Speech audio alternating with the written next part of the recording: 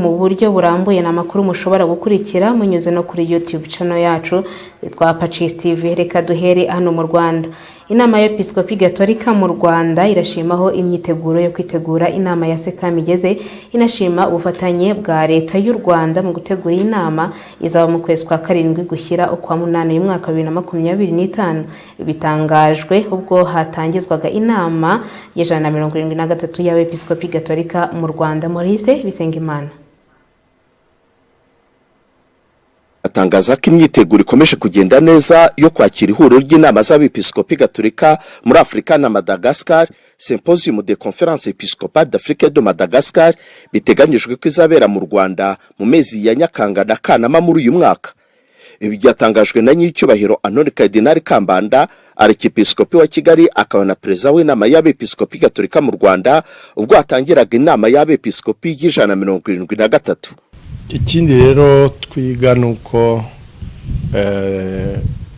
uyu mwaka mu kwezi kwa karindwi guhera ntangiriro kwa munani tuzakira inama y'Abepiskopi Gatolika bo muri Afrika yose na Madagascar.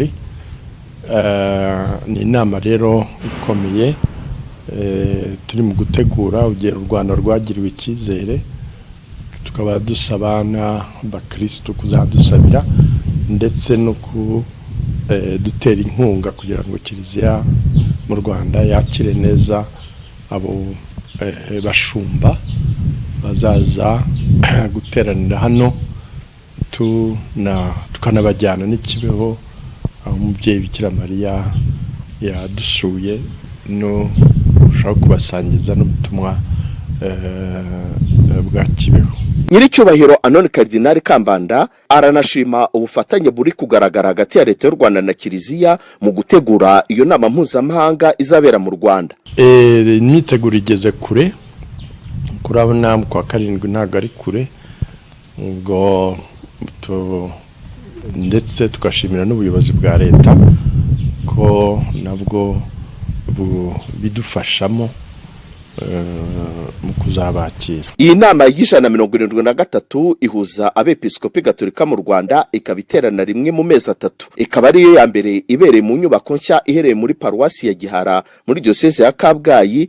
Ikaba ari inyubako igiye kuzaba icyicaro gishya cy'inama y'Abepiskopi Gatolika mu Rwanda. Maurice Bisengimana, Pacis TV i Kigali. Maurice harakoze cyane. Naho mu rwego rwo gukomeza kwibuka Musenyeri Yohani Damascene Bimenyimana